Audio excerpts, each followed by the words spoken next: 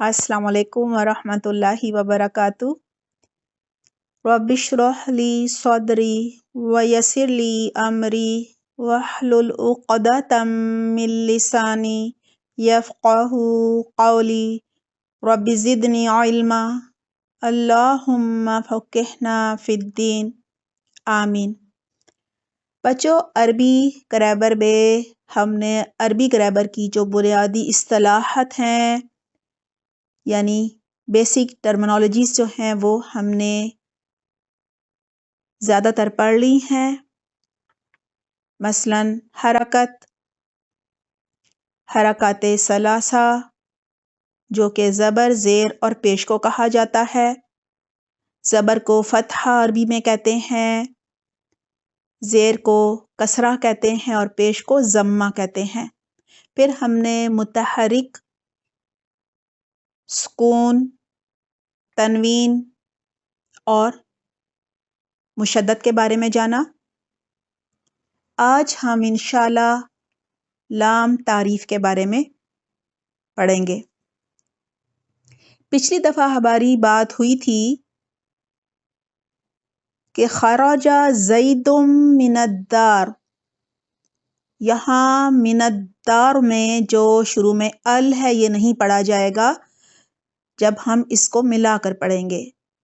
اگر ہم الگ سے پڑھیں گے تو پھر ہم الدار کہیں گے، لیکن جب ہم پیچھے سے ملا کر پڑھیں گے تو پھر ہم پڑھیں گے خرج زید من الدار، یہاں پہ ال نہیں پڑھا گیا۔ ہم نے کہا تھا کہ ال کے بارے میں ہم انشاءاللہ جلد جانیں گے۔ یہ وہی ال ہے جسے لام تعریف کہا جاتا ہے۔ عام اسم، اسم ہوتا ہے کسی جگہ کا، کسی چیز کا، کسی انسان کا نام اسم کہلاتا ہے۔ عام جو کسی چیز کا نام ہوتا ہے اسے اسم نکرہ کہتے ہیں، کوئی بھی نام۔ اور جب ہم اس کو خاص یعنی اسپیشل بنانا چاہتے ہیں، اس خاص بنانے کو، اسپیشل اسم کو اسم معرفہ کہتے ہیں۔ جیسے کہ عام اسم کو، عام نام کو، کسی بھی چیز کا نام ہے، کسی عام انسان کا نام ہے، کسی جگہ کا نام ہے، کسی ملک کا نام ہے، تو وہ اسم نکرہ ہوگا، عام نام، عام اسم۔ اور جب ہم اسے خاص کر دیتے ہیں، خاص اسم یعنی اسم معرفہ کرنے کے لیے، عام اسم کو یعنی اسم نکرہ کو اسم معرفہ کرنے کے لیے اسم سے پہلے ال لگا دیا جاتا ہے۔ جیسے کہ الرسول، خاص رسول۔ اور یہ جو ال ہوتا ہے یہ لام تعریف کہلاتا ہے، یہ عام اسم کو خاص کر دیتا ہے۔ ٹھیک ہے؟ کتابن عام اسم ہے، اس سے مراد کوئی بھی کتاب ہے، عام کتاب۔ عام اسم کو یعنی اسم نکرہ کو جب ہم خاص اسم یعنی اسم معرفہ بناتے ہیں تو شروع میں ال لگاتے ہیں۔ کتابن کا اسم معرفہ الکتاب ہوگا۔ کتابن عام کتاب اور الکتاب اس سے مراد ہوگی خاص کتاب یعنی قرآن مجید۔ جب شروع میں ال لگایا جاتا ہے کسی اسم کے، جیسے کتابن کے شروع میں ال لگایا، الکتابن اب نہیں کہیں گے، اب آخری حرف پر جو تنوین ہے اسم کے وہ گر جائے گی، یعنی نہیں پڑھی جائے گی، وہ ختم ہو جائے گی۔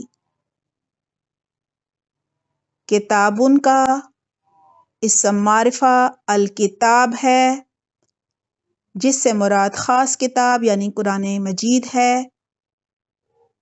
اور جب ہم شروع میں کتابن کے ہم نے ال لگا دیا، اب اسے ہم الکتابن نہیں پڑھ سکتے، الکتابن نہیں پڑھ سکتے، الکتابن نہیں پڑھ سکتے، یعنی تنوین دو پیش کی، دو زبر کی، دو زیر کی نہیں لگا سکتے۔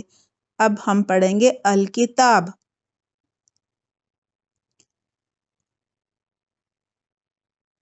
آئیے لام تعریف کو ایک دفعہ دہرا لیتے ہیں۔ اسم کہتے ہیں کسی بھی چیز، جگہ یا کسی شخص کے نام کو، کسی ملک کا نام اسم کہلاتا ہے۔